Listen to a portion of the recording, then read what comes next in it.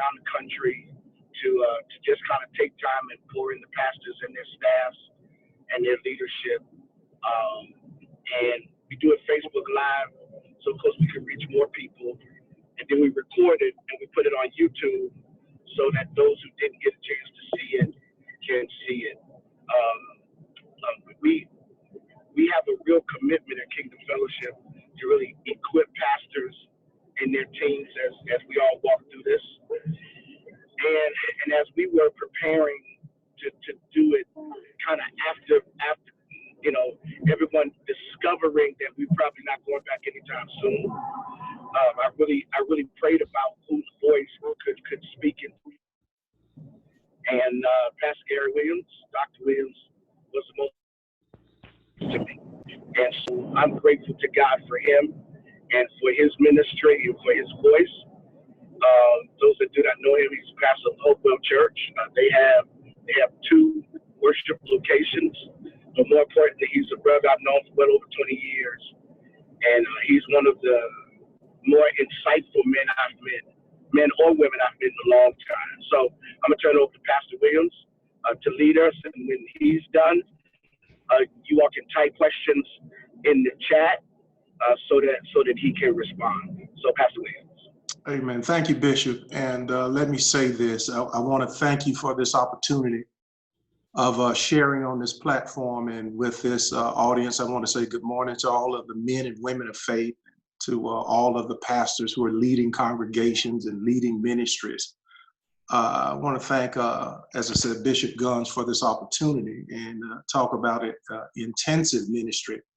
My hat is off to him for, especially during this season. I think he has found his niche in making sure that men and women constantly are being fed the word of God, are being encouraged, are being empowered. And so I just want to salute you, man, for doing what you have been doing. And I mean, you've been doing it relentlessly. And I pray that God continues to not only strengthen your hand, but strengthen your ministry, where you can continue to be a voice for so many who are going through various challenges at this time. Well, let's open up with a brief word. Father, we thank you for the moment and the miracle. It's our prayer that you will give us something during this hour that we share together that will not only challenge charge, but change the lives of those who are trying to challenge charge and change the lives of others. So be glorified in our discussion. And it is our prayer that we be edified. It's in Jesus' name we pray. Amen. Well, there are a few things that I was tasked to deal with this morning, and really they all center around 4 particular questions, 4 particular challenges. I'm going to read them out to you, and you can kind of write them down, and then we'll go from there. And the first thing we're going to deal with this morning is that the question that we'll try to answer and give you as much information as we possibly can is, what are the present challenges to shepherding in today's church culture? So that's the first thing we will address. What are the present challenges to shepherding in today's church culture? That's number one. What are the present challenges in shepherding in today's church culture? Number two, how do you inspire your leadership team and staff to continue to forge forward in the midst of uncertainty? That's the second question. How do you inspire your leadership team and staff to continue to forge forward in the midst of uncertainty? How do you inspire your leadership team and staff to continue to forge forward in the midst of uncertainty? Number three, suggestions and ideas for keeping the congregation energized in this season until reopening. Third question, suggestions or ideas for keeping the congregation energized in this season until reopening. And then the fourth and final question, just simple advice or giving advice on preparing to reopen. So that's the fourth question, providing advice or giving advice in preparing to reopening. So that's that's the fourth question. So let's go right into it, and I want to honor your time. First challenge or first question is, what are the present challenges to shepherding in today's church culture? And before I go into that, one of the things that I think it's imperative for pastors, leaders, those who are over ministries, one of the things that I think it's important to define what the objective is. There's something that I learned years ago, 40 years ago, when I was selling cars. And that was, before you can overcome an objective, you have to first define what the objective is. And I want you to get that. Before you can overcome an objective, you have to first of all define what the objective is. Many of you who have purchased cars, there was something that was transpiring on the lot that you knew what was happening, but perhaps you weren't aware of how refined it was behind the scene. And what that is this: anytime you walk on a car lot, one of the things that the salesman is going to ask you, okay, what can I do for you today? If whatever car you're looking for, he's going to begin to qualify you right then. What type of vehicle are you looking for? Well, I'm looking for a Mustang GT. He's going to then begin to ask you the color. He's going to then begin to ask you about the engine. He's going to ask you about what type of equipment you want. He's going to some kind of way ask or put in about your credit rating. He's going to ask if the color is right. And then one of the things that they've been challenged to do or been tasked to do is that what they're aiming to do is answer every single question that you think that you have. Here's a reason. Because they can't, the objective is to sell the vehicle. They cannot sell the vehicle until, first of all, they overcome each objective. So what's the objective? The color, the price, the equipment, the engine, et cetera, et cetera. When they get through the list of their questions, this is what they're going to do. This is what I would do. I would say, well, listen, we've met all those obligations. And one of the things that I would ask is that, can we earn your business today? If we get you the color, the price, get you in the range you want to be in, et cetera, can we earn your business today? If a woman came on the lot, one of the things that we would often hear, well, I have to speak with my husband. Well, listen, one of the things we would say is that, is it possible that we can make the deal contingent upon your husband's approval? Why would we do that? Because we're trying to overcome every objective to ensure that we can sell a car. Here's the point. You cannot, until you define an objective, you cannot overcome an objective.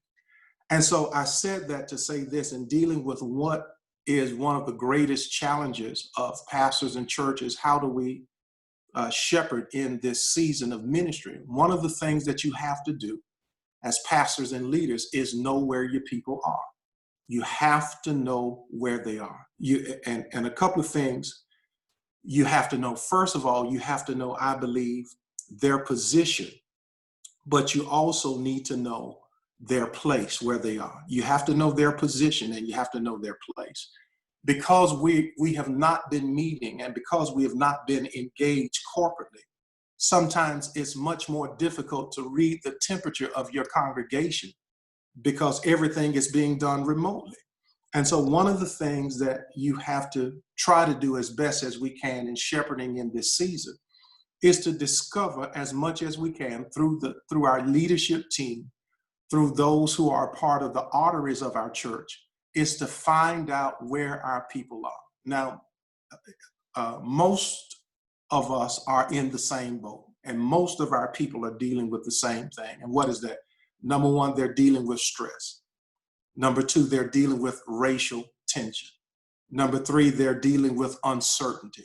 Number four, they're dealing with COVID and health issues. And the list goes on and on and on. That's where they are. So keep in mind, I want to go back to what I said earlier. You cannot overcome an objective if, first of all, you do not define, you do not know what the objective is. And one of the things that we have to do is that we have to minister to the hearts of our people where they are. We have to determine where they are, but not only determine where they are, we have to minister to where they are. Now, and I want to say something.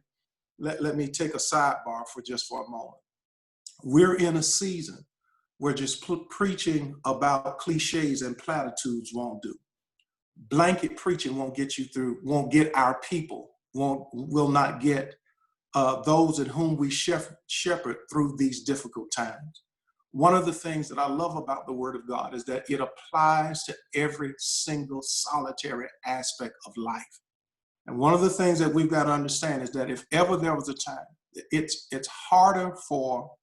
it was already harder for pastors and leaders to pastor. Now, I've been pastoring for 30 years. We have 2 campuses now. And it's harder to pastor now, not because we have more people, not because we have 2 campuses. It's harder to pastor now because the culture is different. You know, you have for the first time in history, Christianity, as far as those who are both Protestant and Catholics, are on the decline. Those who are considered non-church is now increasing for the first time in the history of this country. So we're dealing with different dynamics now than we've ever dealt with before. And if ever there was a time that we need to make sure that, first of all, that we solidify the army and then make sure that we gather the audience, that time is now. So you have to know, as I said, platitude preaching, blanket preaching. We live in a time where people are dealing with serious issues. And it goes back, how do we shepherd during this season, during this difficult season? You have to speak to the needs of people biblically. Here's the thing, something else you have to understand, is that pastors and leaders, we are not only the voice of God, you also have to understand that we're spiritual therapists. You know, more times than I can recall, there have been people over the course of years who've made appointments. They had attempted to make an appointment with me, and some had made appointments with me. And then on Sunday after church, I've had people to come up and say, Pastor, don't worry about the meeting. You answered it in the message. Here's the thing you got to understand. We're not just pastors. We're not just leaders. We're spiritual therapists as well. And so in being spiritual therapists, it's essential that we understand that what God does on a Sunday morning is that I believe he carpet bombs his people with blessings is what he does. In many instances, as we're moving forward, you know, our mindset is set on one direction of the message, and God is just dropping nuggets and dropping blessings. And I mean, just edifying people that we don't even know. So I said that to say this. We have to understand, first of all, the position of our people. What position are they in now? People are stressed. People are faced with uncertainty. People are dealing with racial tension. They're dealing with COVID-19. They're dealing with whether or not their jobs are secure. I mean, et cetera, et cetera, et cetera.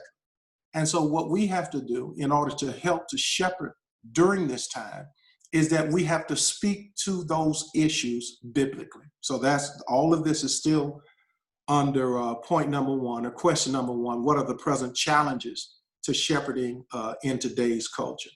First thing you have to know is not only the position of your people, but you also have to know the place of your people. Because keep in mind, you cannot overcome an objective until, first of all, you define what the objective is.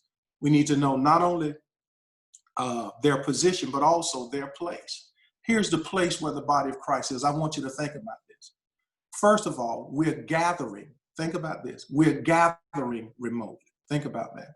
We're not only gathering remotely, we're giving remotely. Think about that. We're gathering remotely. We're giving remotely. But then check this out. We're even grieving remotely. Gathering remotely. Giving remotely. Grieving remotely. For the first time in the history of our church, we've had people to learn how to give remotely. And I mean, it's as though that the heavens have opened. That's where we are. They're not only giving remotely, but then they're also gathering remotely. I mean, Zoom has to be now. I don't know what Zoom stock was before we went into COVID, but I know it's off the chain. Matter of fact, I think I'm going to look and find out what it is and probably invest in some Zoom, because we're going to be doing it for a while. Here's the reason why. Because now everybody got to gather remotely. We have in our church life groups and small groups, and we have family groups. Every deacon is over family. We tell them, hey man, make sure that you're looking in the face of people, even if it's through Zoom. Why is that? Because now it's a different paradigm. We're gathering remotely. But then here's the other thing. And man, it's a difficult pill to swallow. We're grieving remotely. I want you to think about that. I've done 3 homegoing services during this time of COVID. Man, it's a weird situation. It feels sterile. It feels withdrawn. You know, our people, people of color, you know, we are communal people. You know, we believe in hugging and, you know, giving love, giving that, you know, look to your neighbor, give your neighbor a high five. You know, after, you know, every homegoing service, you know, you got the repast. And so, man, listen, we ready for the mac and cheese. I mean, that's all a part of our culture and our heritage. And all of that has been sterilized. And so think about this. We're dealing with people who have to give remotely, who are grieving remotely, who gather remotely. That's the place where they are. And this is what they need. They need preaching that will help them to mitigate the effects of a quarantine. I want you to get that. They need preaching that will help to mitigate, you know, nothing replaces the fellowship of the saints. Nothing replaces that. But you do have to have a surrogate, be it a makeshift or whatever. And so I said all that to say this is that, you know, how do we navigate through this season? You know, one of the things we have to do is that we have to know where your people are. You know, platitude preaching won't do it. You just can't do it through just blanket preaching, you know, just going through things that you would normally go through. You know, cliche preaching won't get it. You have to speak to the hearts of people because people have been quarantined. They're looking for hope. Let me say this and move to the next point.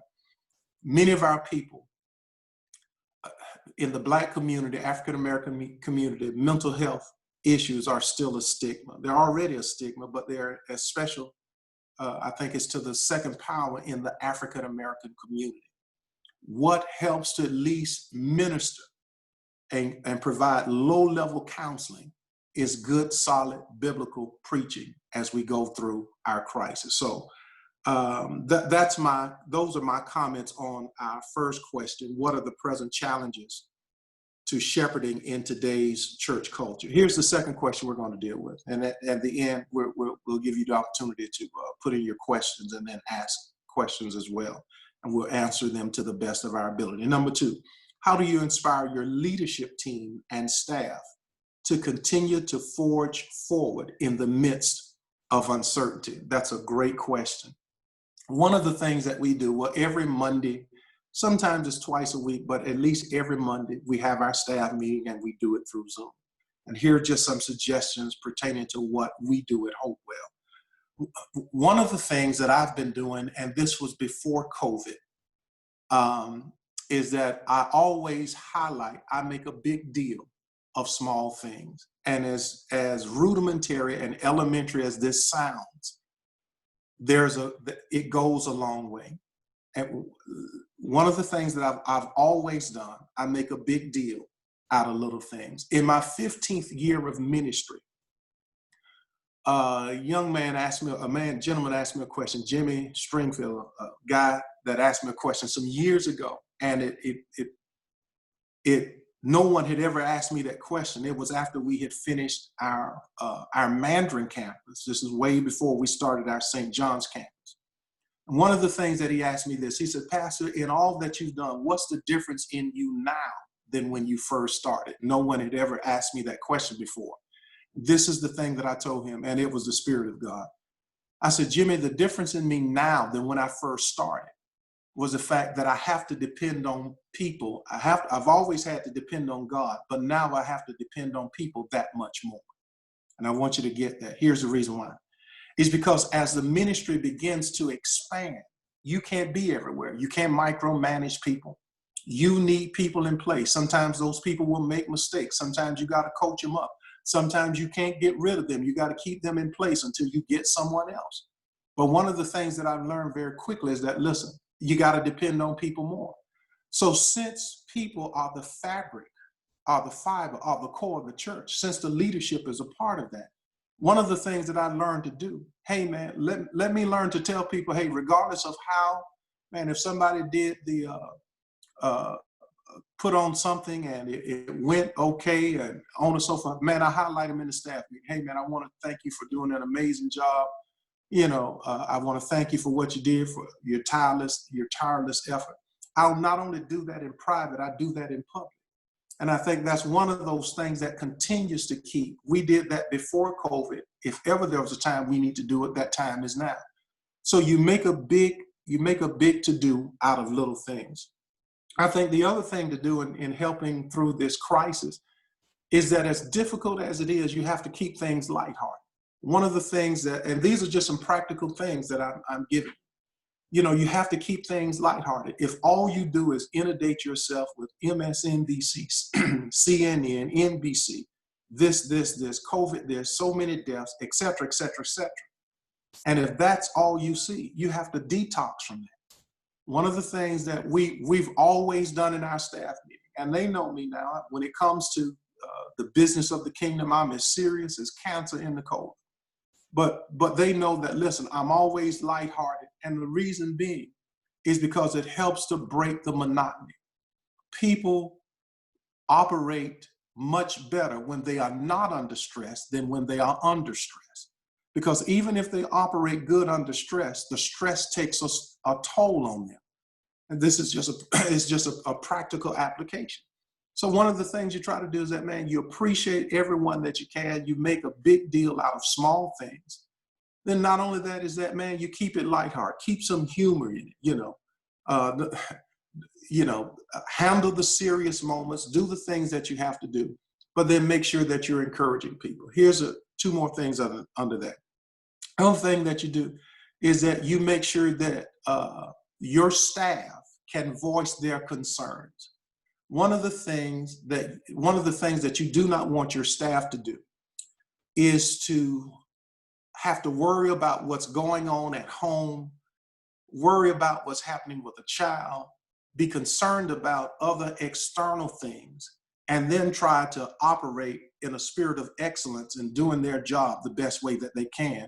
One of the things that you can do, one of the things that we can do as leaders and pastors is help to take that load off of them by at least opening up. Hey, do you have any concerns? Is everyone okay? Is there anything we need to talk about on the call? Is there anything we need to talk about offline, off the call? And so one of the things that you want to do is show people that you appreciate them, and then not only appreciate them, but show them that you are genuinely concerned about them. And then here is the fourth and kind of final thing under this second item of helping to keep the staff energized on and so forth, is that we try to do some things that are outside of just work. That's it. If it's something offline, if somebody's having something or someone is doing something, we try to celebrate them in their own life, celebrate them in their private life, celebrate them in some of their endeavors and some of their achievements. And so that's not something that just needs to be done in COVID. I think it's healthy for just your church and your staff in general. So that deals with number two. How do you inspire your leadership team and staff to continue to forge forward in the midst of uncertainty?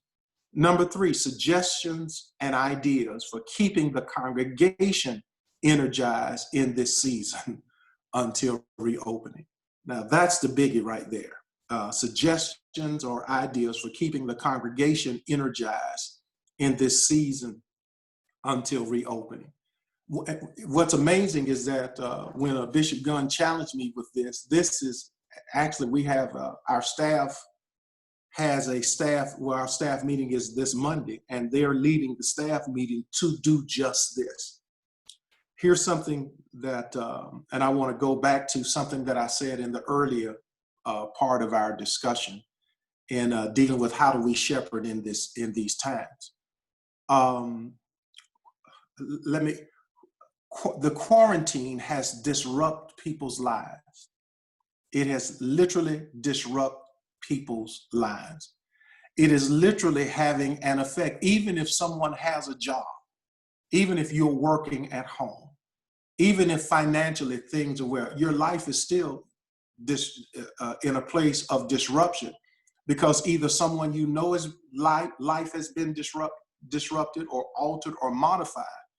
And one of the things that we're getting ready, we're actually doing this Monday. I wish I would have, been teaching or sharing this 2 weeks from now, because I could kind of give you some empirical data or how it is worked out or panned out. But one of the things that we're doing now is that we're working on a regimen for our church outside of worship. A regiment for our church outside of worship. One of the things that is added to the quarantine, to the challenge of our congregation, which is really the challenge of our congregation, is also the challenge of our community and our city, is the fact that our lifestyle has been disrupted. And so I'm going to say something, and I pray you don't take it the wrong way. Most people need to work for somebody. Here's the reason why. Because they're not disciplined to work for themselves. Now, I'm not trying to throw shade, on and so forth. Most people need to work for somebody because they're not disciplined to work for themselves. See, when you are the business owner, you're 7 days a week, you all day, you got to get up. Business owners don't need alarm clocks to wake them up. They get up automatically. Why? Because everything depends upon you.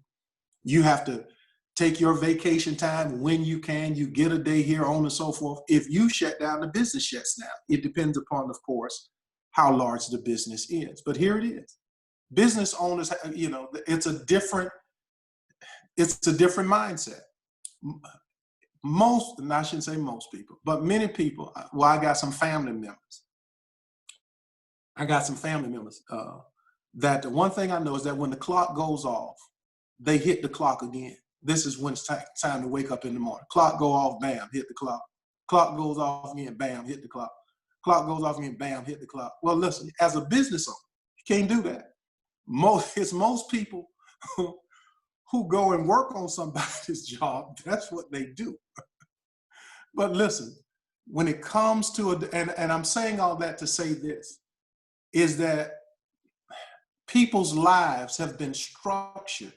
For those who've had jobs, those who had to go to school, you got to do this, this, and this.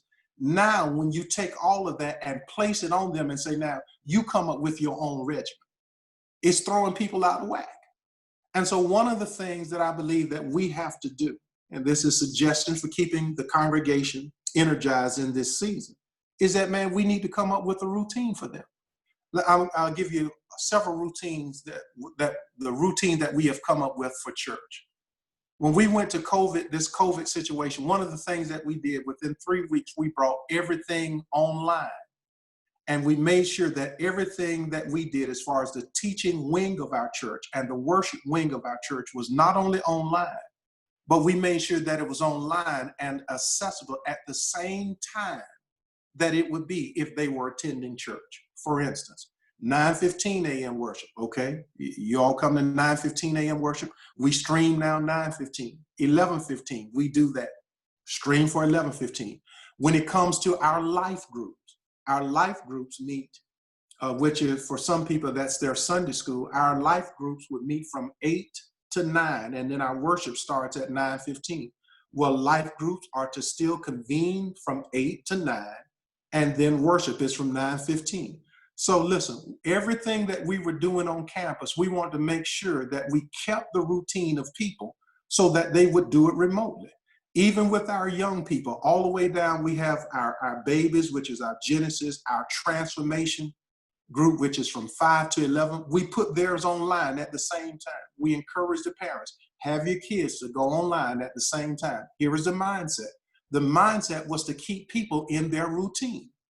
Now, a lot of them are watching church in bed and in pajamas, and I get it. But the mindset was to continue to keep them in their routine. What we have to do, my suggestion in helping to keep the congregation energized, through this pandemic, is now we also need other activities that are involved. We're in the process, there are a couple of things we want to do. We want to focus around relationships. So we're going to get with our marriage group. We're going to focus on just community or church activities. Right now, we're preparing to do a couple of drive-in movies at our larger campus, at our Mandry campus. You know, a lot of times in situations and in seasons like this, one of the things that you should know is that anytime you're going through something, it's always therapeutic when you minister out of your need. I want you to get that. It's always, anytime you're going through something, even though you may be going through something, if you help somebody while you're going through, guess what it does? It ministers to you. So we're preparing to do some things to bring the congregation together. You know, I don't know, we may call it, 1,000 or 5,000 steps for justice. You walk these many steps, and what we're going to do, we're going to give a donation to this cause or that cause.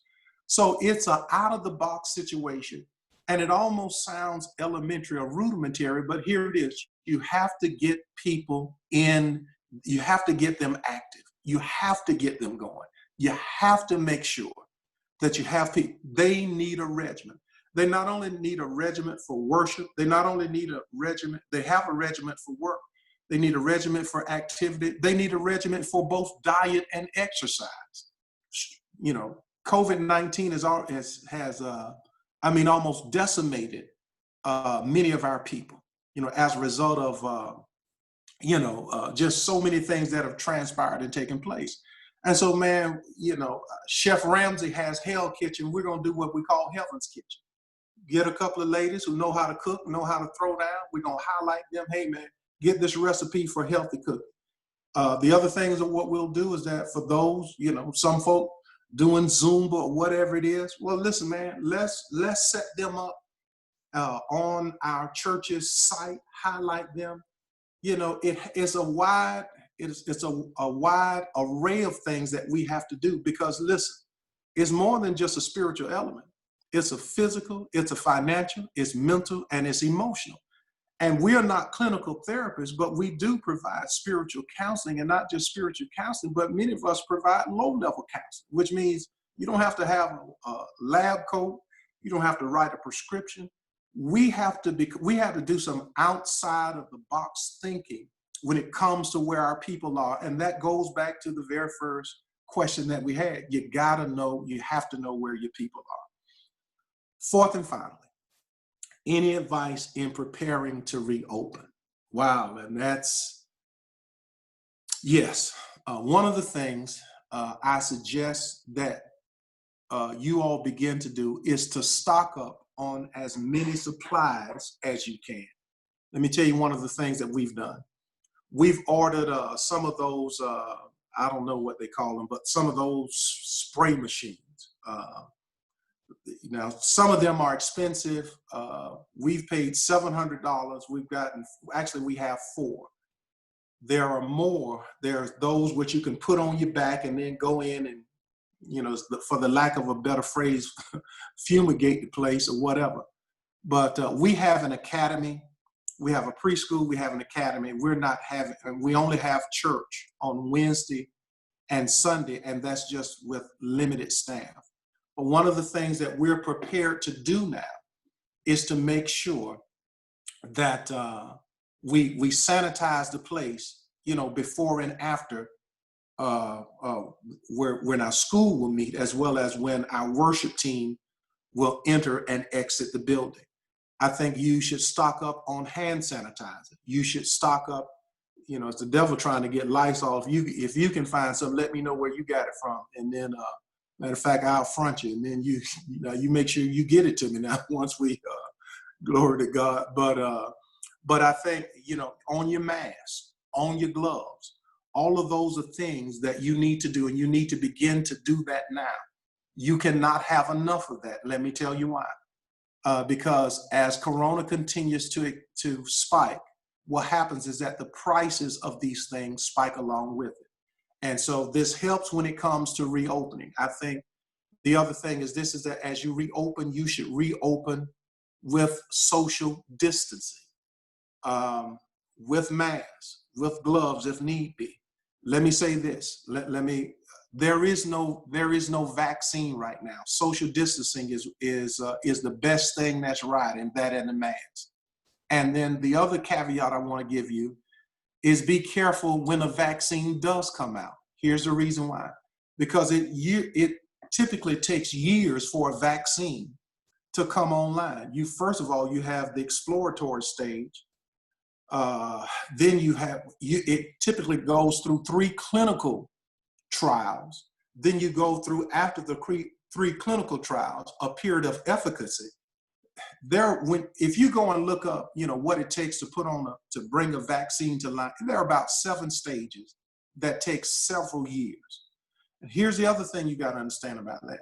See, just because a drug does something to help to either boost your immune system, the reason why it takes the drug so long to come online is because you want to determine whether or not its efficacy outweighs its detriment. That's why you see, well, you read on some of these labels, may cause liver problem, may cause you to walk backwards, you be cross-eyed, et cetera, et cetera. Got to be careful. So social distancing, getting your information, social distancing, stocking up on your supplies. I think truncating your services, now. One of the things about me, I said, now, even when it comes to prayer and worship, you ain't got to pray long to pray strong. So, just because let me stop. Listen, so truncate your service. 1 hour in, that way you limit people going to the restroom. You don't have a bunch of people going to the restroom on and so forth. But by the time they hit their blessed assurance, sit down, it's time to get up and go out. And I think, you've done, what you needed to do. And then be prudent, do the temperature checks, on and so forth. So all of those things are just practical things to do. And I think that they are things that will help to bless us, enable us, and to keep us safe. So I guess, Napoleon, you can facilitate. Are there any questions? That was my little Sunday school speech and Sunday school lesson, but I'm most certainly open to any questions that I can answer. If there are any questions, please type them in the chat and we will field the questions from the chat room. Great job. Thank you. Thank you so much for all the information. You just blessed a whole lot of people. I'm reading comments on Facebook Live and in the chat. Amen.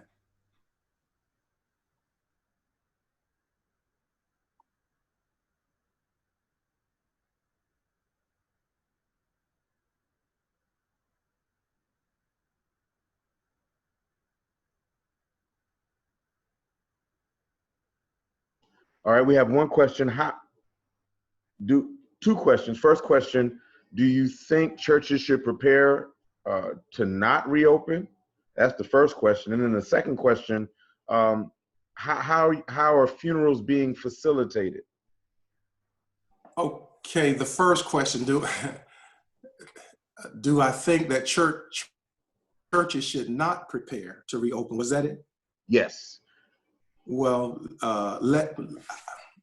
I'm just speaking just from my point of view. We're not reopening anytime soon. I've had people to ask, Pastor, when are we reopening? When are we reopening?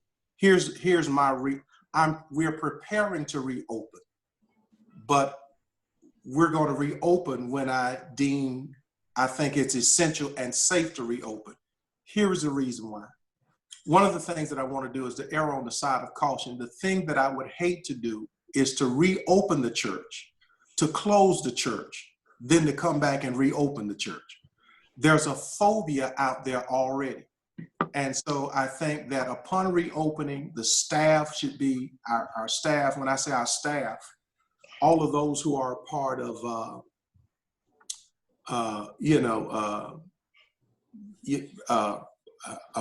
interacting with people, ushers, greeters, et cetera, they have to get trained on contact, how we need to do things, et cetera, because what we want to do is to, and this is crazy, it's to limit contact as much as we can, but then in the same aspect, give people the out in coming to worship. I do believe they need to come to worship.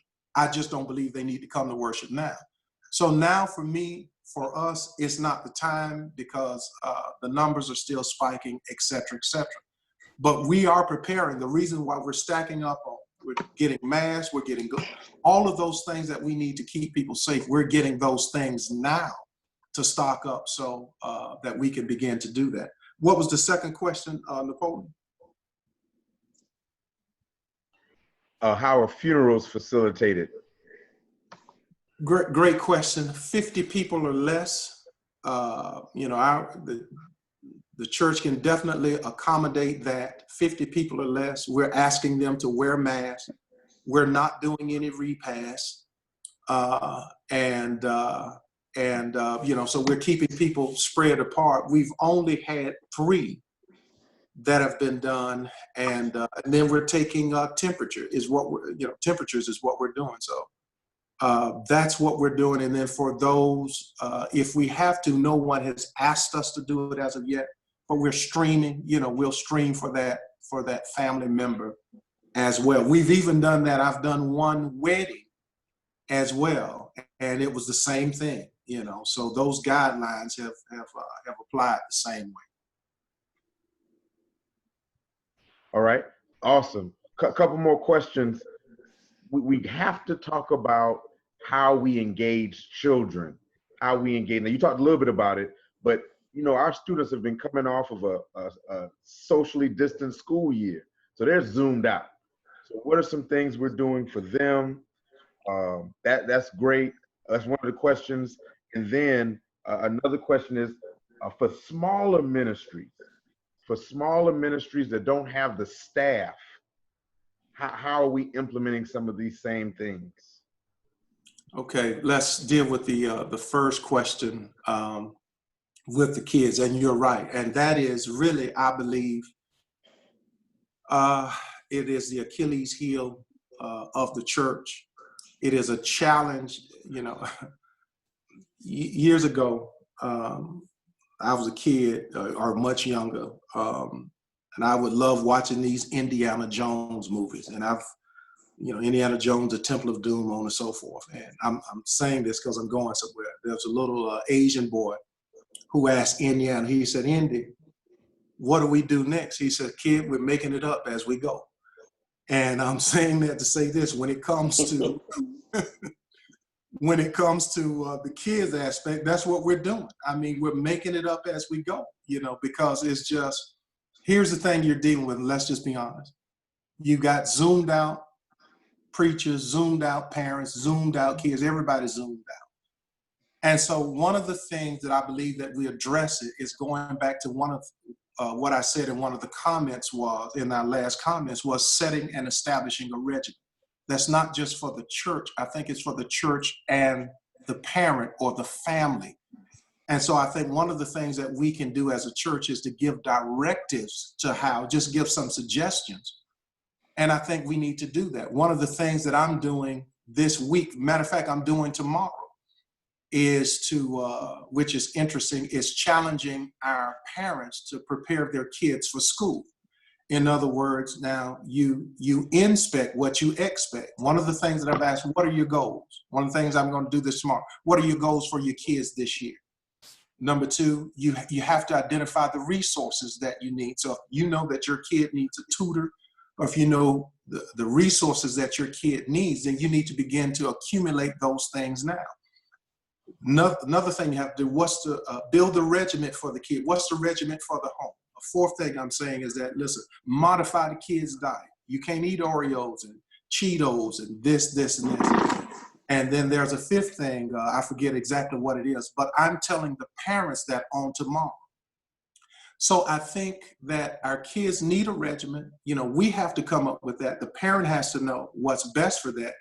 The church can help to kind of facilitate that, but it's essential that, you know, we got to make that up as we go. There's no rubric in place for that. We've never been here before. People are stressed out. So we're making that up as we go. And I'm just being honest with that. So I don't want to come and give you some, you know, cliched answer. You know, we just have to do what we can. What was the second question? I'm sorry. The second one had to do with smaller congregations and how do those with less members as well as less staff also, so that there's no pastor burnout, I guess. So the other, and I guess let me tag on another question with that one. How are we as pastors and leaders taking time to navigate our own grief in the midst of trying to then facilitate the grieving of our members? You, whoever put that in, asked that question, pray for all of us. That's what I want to tell you to do. But I think one of the things that we have to do is that we have to force ourselves to find an out. And I want to say force ourselves. So how do we navigate, how does the encourager find encouragement? One of the things that we have to do is that we have to force ourselves to find an out. My phone literally goes off all day. One of the things that I have to learn, I have to force myself to do is to leave it someplace else. There are times when I log off of Facebook, Instagram, leave the phone someplace else and literally decompress. And so I don't do it as much as I should do it because the demands they're great. I mean, just this past week has been just crazy because I've been dealing with multiple things. But one of the things that you have to do, you have to force yourself to do it. Let me say this. If you look at the life of Jesus, and I'm often, silently rebuked by this as well as convicted by this. When you look at the life of Jesus, Jesus found time to pray at amazing times. As a matter of fact, I believe it's right after he fed the multitude of 5,000. The Bible says he sent the disciples across the Sea of Galilee, and he either went into a desert place or in a mountain to pray. It was crazy. He made sure he found the time to pray. As much as busy as Jesus's calendar was, he is the Son of the living God. He found the time, he made time to pray. And it reminds me, I'm oftentimes convicted and rebuked because I have these conversations with the Lord. Lord, these people keep calling. Why? Lord, I can't get a break, on and so forth. And it's not until I do like he did and we do like he did and force ourselves, hey man, tell him I'll get back with him. Tell him I can't do it now. Tell him that's it. There's no greater example than our Lord. And he did that. For those pastors who are dealing with smaller churches and congregations, when, you've almost become the everything to everybody. And it's not a position that you necessarily want to be in, but you found yourself in. I think you have to do the same thing. And the other thing that you have to do is one of the things that I would suggest is find the best people that you can trust and the most competent people that you have and delegate some of that authority or that assignment. The best people and the most competent people. Now, the reason why I said that is you do not want to put somebody in a position that they're not the best and they're not the most competent. Here's the reason why. Because now you got double work. You're going to have to go back and do or redo what they did. So that's my suggestion. Awesome. We have a couple more questions, just a couple more, and a couple of statements. One question was about, one question was, do you think there needs to be counseling and follow-up? Since we're dealing with families that are bereaved, where they have to do socially distant funerals, how then should we put some follow-up counseling for that bereavement, especially in this socially distant season? And then the second one, what are some evangelistic strategies, not only for the lost, but for those who have been away, as a way to try to engage them to trust coming back if we do open back up? I think those are two. Yeah, those are the two next ones. Okay, the first question is, I think you reach out. It goes back to what I said in my first comments, is that you cannot overcome an objective void of knowing what the objective is. And so you find out what the objective is by, first of all, reaching out to those families that are bereaved. One of the things that I did before COVID took place, I would share with family members who were grieving if we need to talk further after this, let me know.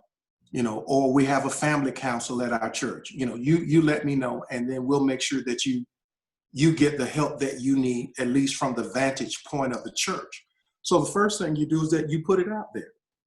Listen, if you find yourself struggling, if you find yourself in a difficult moment, if you feel as though you're losing, if you feel as though that you're getting depressed, if you feel as though that you're having thoughts that you shouldn't be having, you put it out there and say, listen, hey man, and then you try to, you put it out there from a point of love and encouragement, and from a point of empowerment, because sometimes people suffer silently. They are embarrassed that they're having thoughts, that those thoughts are being amplified in the wrong direction, going in reverse. So you put it out there ahead of time. And I think that once they begin to reach out from there, now that pastor, that leader, or whatever will know the direction then to begin to give them. So put it out there, from the rip. If, hey, especially in this society, that in the times that we're living in and that we're dealing with, let them know, hey man, if you're struggling after the fact, let me know, hit me up, text me, call me, email me, call so-and-so, call your deacon, on and so forth. So that's how I would do that, because once you find out where they are, then of course you'll know the direction to take from there.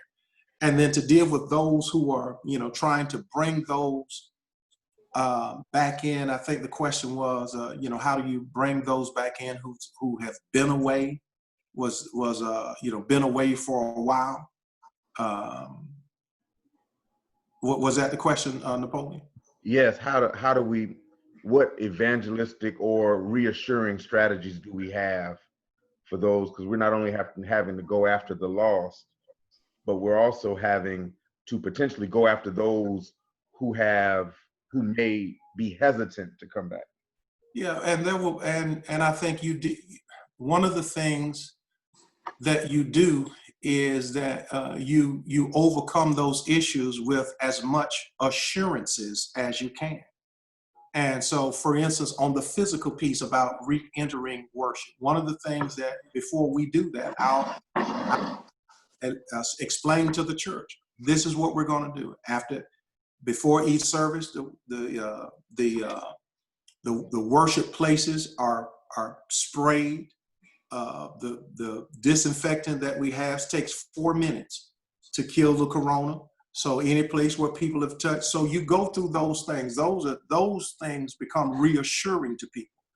And so, and then not only that, that's in conjunction with social distancing, spacing, temperature check, on and so forth. So that's the physical thing. And I think that I'm assuming that's what that question, okay, yeah. So that's what you do, is that you give people the best, most accurate information that you have, and then it's up to them to make their decision from there. Let me jump in real quick. I want to encourage everyone to Cash App Pastor Williams. We're going to send him something, but I want to encourage us. His Cash App is $Gary W 1318 #Gary W 1318. I'm getting ready to send him something personally. It's in our chat. I want to do this. One, he didn't ask for anything.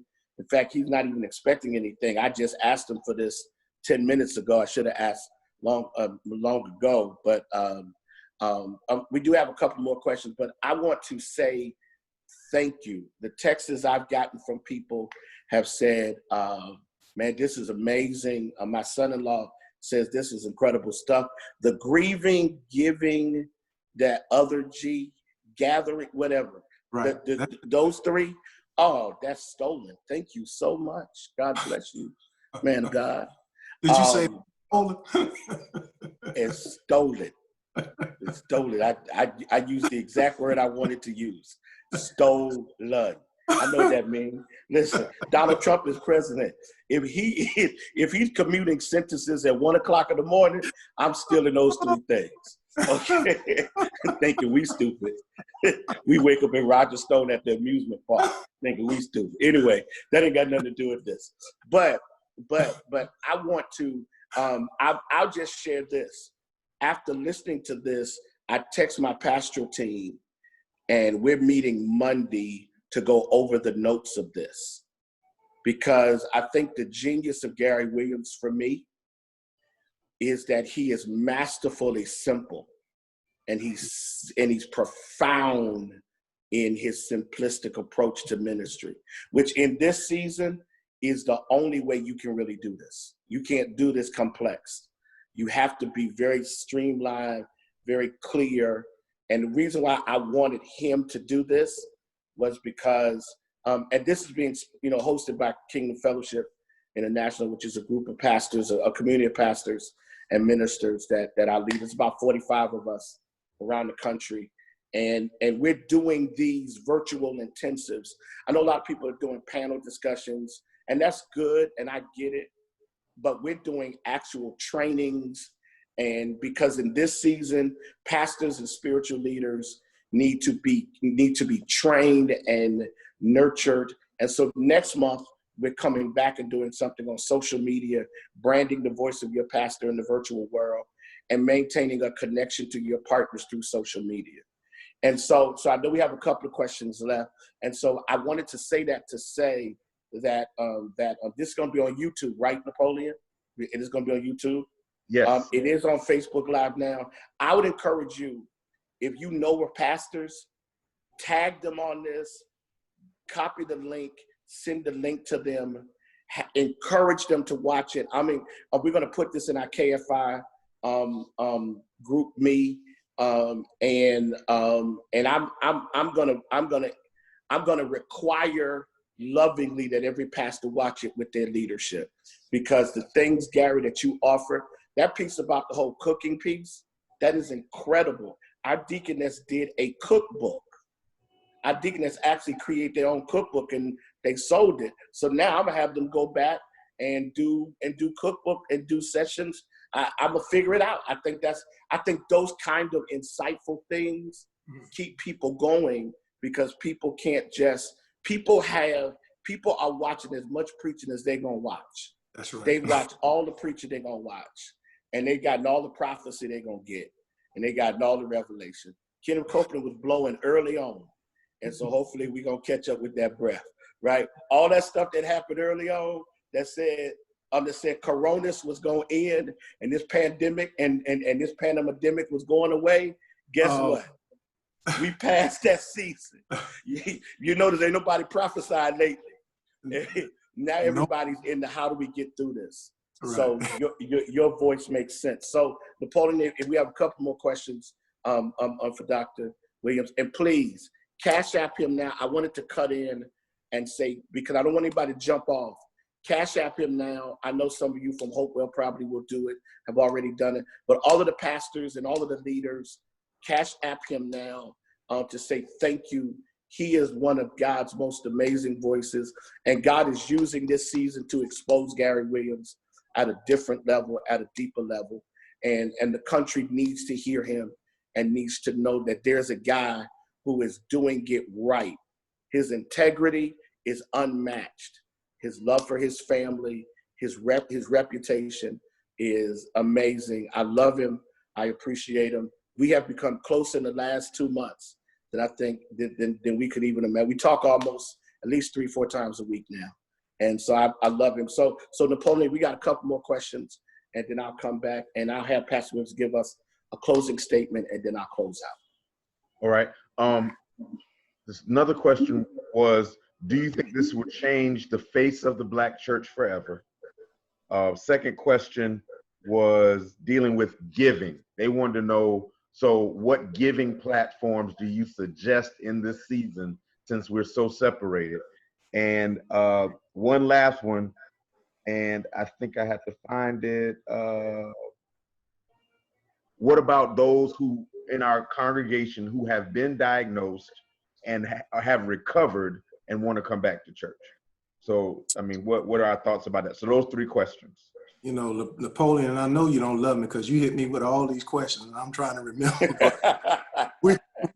We'll start with the first one was, will it change the face of the Black church? It has already done it. It has already done it. And whoever raised that question is a great question. One of the things, and it has changed the face of the Black church forever. One of the things that it has challenged us to do is to become automated. That's number one. The other thing is this, and I want to, I'm speaking from the heart. I'm not trying to throw shade. In many instances, the Black church is 20 years behind on either technology, on ministry, et cetera, et cetera. Craig Groeschel said something some years ago. He said that, and he said this about the church in general. He wasn't talking about a particular Black church. He says, but one of the things that the church has done is that we have left innovation to Facebook, to Instagram, to these places, to the business aspect, when the church has not utilized them to its advantage. Let me go back years ago, 50 years ago, when I got saved. Back during that time, there were certain denominations that you couldn't have, they didn't want you to have the drums in, they didn't want you to bring the guitar in because that was the devil's music or whatever, or that's the devil's instrument. And one of the things that I've said for years now, if all the devil got to do is to get in a drumstick or get in some guitar, he ain't much of the devil. He got more to do than to get in drums and all of that. Here's the other thing. One of the things that we fail to understand is that we have failed. Jesus said it. He said the children of mammon are smarter than the children of light. Why is that? Because they know how to maximize the tools and resources that they have. We don't. There's nothing wrong with the internet. There's nothing wrong with Facebook. There's nothing wrong with these. Listen, they're just mediums. They're just mediums to either spread a message. So one of the things that we got to do is that we have to come out of the dark ages and become more innovative, especially when it comes to technology. Think about this. When it comes to young people, all young people do. We have to ask our children how to log on the phone, how to get this. Think about that. And so, we constantly dismiss that and we ignore that rather than embrace that. So it has already changed the face of the church. The other thing is this. Now, if you're going to be relevant and not become a relic, then you're going to have to begin to expand your audience. Anytime a ministry has a healthy church has 4 or 5 generations in it. You don't need just a bunch of seniors and a bunch of little babies. You need some young adults. You need some high schoolers. You need those who are just really finding their career. You need middle-aged people. You need at a minimum of 4 different generations in the church. And so anytime you just got one extreme to the next, then what happens? What happens when attrition takes place and the saints start going on? The saints have to begin to pass that work down. So what we have to do is that we have to target, all of the generations is what we have to do. Yes, it's a challenge. It has always been a challenge for the church. Some churches do it better than others, but you cannot deny that. Let me say this and move to the next question. And what that means is that it means you're going to have to do church in a different way. One of the things that I share with our church to try to get them accustomed to our young people, I said, listen, I want them to be in there. I want the music to be crunk. I want them bouncing off the wall as long as it's not sacrilege. Now, as long as it's not sacrilege, let them do their thing. Here's the reason why. Because I'd rather have him in the house. I'd rather train him. I'd rather get some God in him than not to put any God in him at all. So oftentimes we're culpable of throwing the baby out with the bathwater. So that's one of the things that we have to do. The church it's already changed. We need to try to keep up. The second thing, help me out, Napoleon. What was the second question? I'm sorry. Giving. What kind of platforms is Hopewell use? That they specifically said. Wow. I'm going to put it this way. You can download the Hopewell app. You can text 77977. Put My Hopewell in, and you'll see what kind of giving app that it is. And we're on PushPay is what we're on. And we've actually been on that for years, and it has worked extremely well for us. There are some people that are on Givelify and others are on different apparatuses, but we've been on PushPay for years. And it has worked tremendously well. Through COVID, I'm amazed that many of our seniors have begun to give on PushPay. They found out that it was easy, that whatever they gave, it would be what they gave, and their bank accounts would be empty. And, they would get an email and a receipt. So once they got over that, but they were fine from there. So PushPay is who we use, and has worked well. What was the third question? The third question had to deal with, hold on, it's right here. Those members that have tested positive and been diagnosed with COVID and have recovered, what is your plan for their reentry as well? My plan for them is to come back. I mean, if they've tested positive, we've had about a half a dozen that I know that have tested positive, that have had it. And by the grace of God, all of them have lived through it. One we almost lost. He was on a ventilator for 3 weeks, in rehab for 2 weeks, and is still rehabbing at home. And but here's one of the things that we're going to do as well is and it was back in when we talked about what can we do to energize the congregation. We're in the process, because I want the body to hear from them.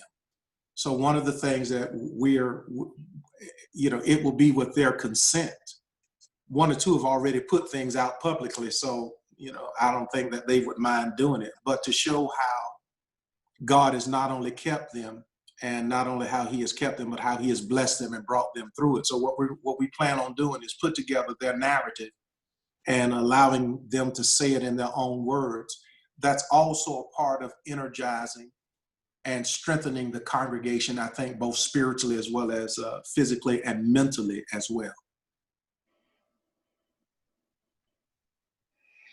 Okay. All right.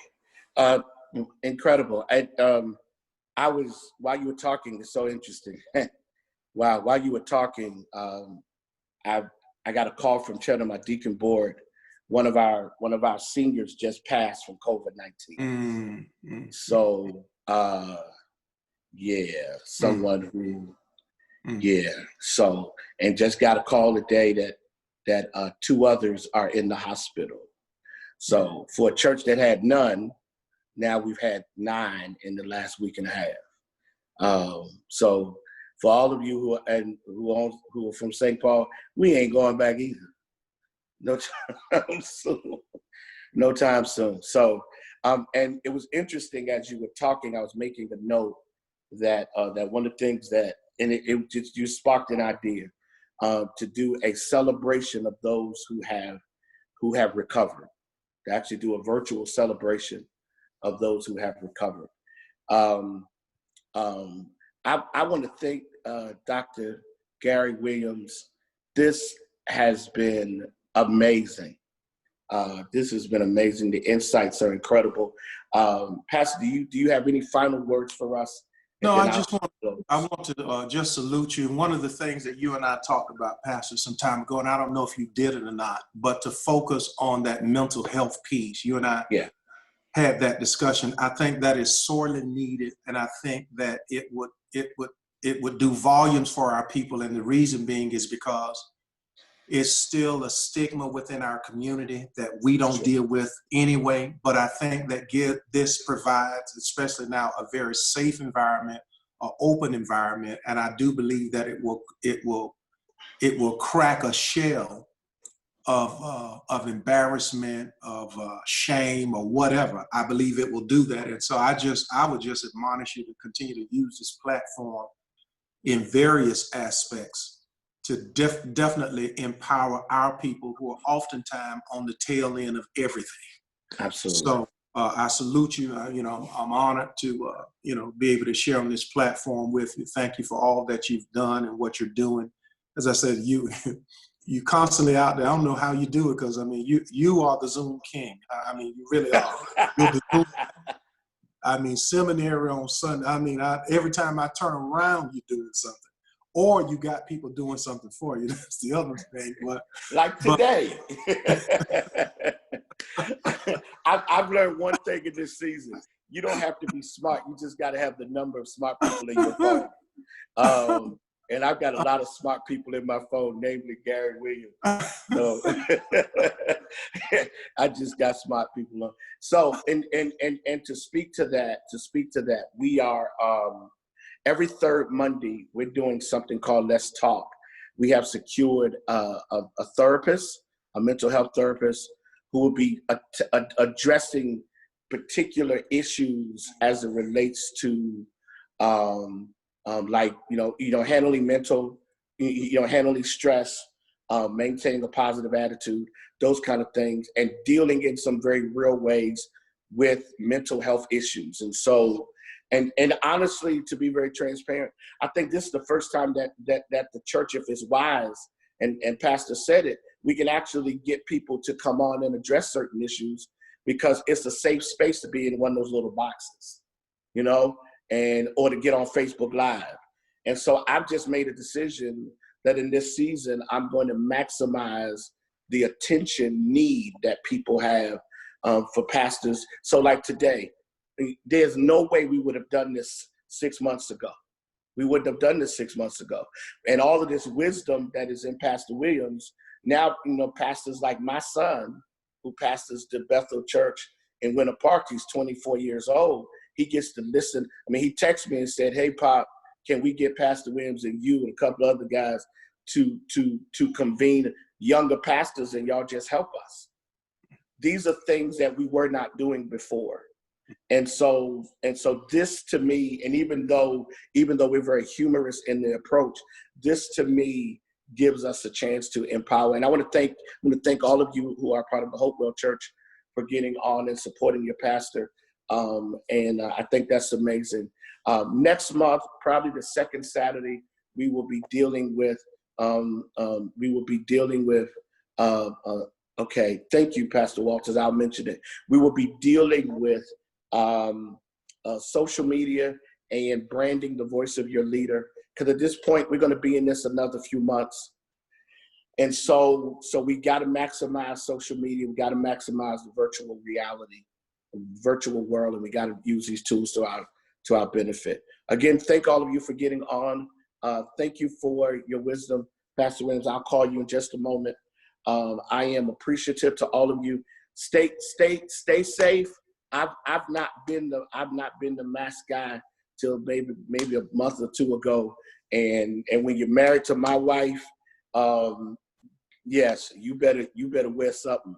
So I've become very committed to the mask, very committed to the mask and washing the hands and all of that. Stay safe for every one of you. If you have a family member that is dealing with this or has dealt with this, we're praying for you. And to our churches, we're covering you. And go back and watch this, forward it to your pastoral friends, and let's make sure that people are blessed by this. I do see some local pastors on, Pastor Walters, and I believe Pastor LeCount, Disciples of Christ. So I do see some local pastors who jumped on. You guys be blessed. Thank you. Be safe. Enjoy yourselves, and know that God's got you. Take care, everybody. Bye-bye. Peace.